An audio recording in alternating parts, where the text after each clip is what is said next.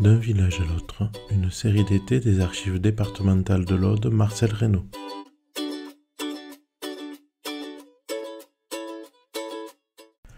Carte postale 11, la gare de Lastours. C'est à un choc d'époque que l'on assiste sur cette carte postale. Un éperon rocheux se dresse sur la droite, avec deux vestiges de châteaux du Moyen-Âge. Cet éperon se dresse au-dessus d'une colline plus arborée, plus douce, où l'on devine des bâtiments sur des plateaux à des niveaux différents. Ce village occupe le centre et la gauche de la photo, et il trône à son sommet sur la gauche le clocher de l'église.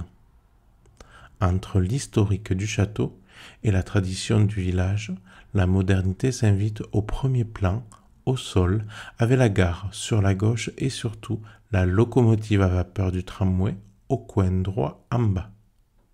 Et deux hommes sont là, minuscules, sans doute des chefs de gare, avec leurs uniformes à la croisée d'hier, d'aujourd'hui et de demain.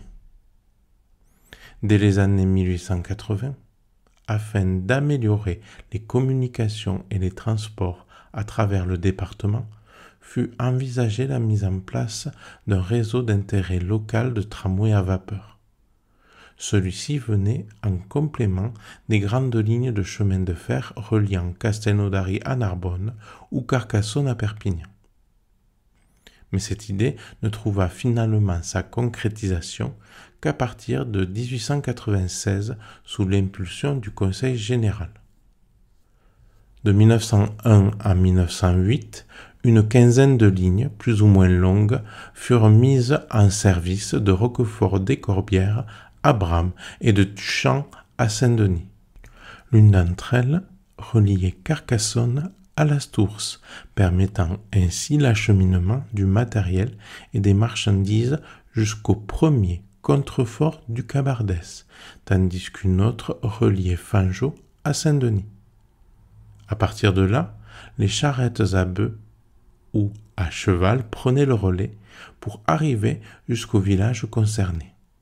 Dans tous les villages desservis, de petites gares pourvues d'entrepôts furent construites pour accueillir le petit train des vignes et des collines.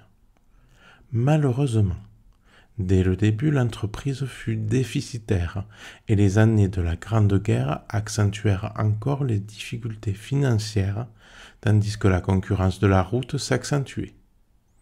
Au début des années 1930, le département se résolut enfin à arrêter l'exploitation et à remplacer les locomotives par des autobus pour assurer le service des voyageurs. C'en était fini des coups de sifflet retentissants dans la campagne, mais pas des vapeurs d'essence.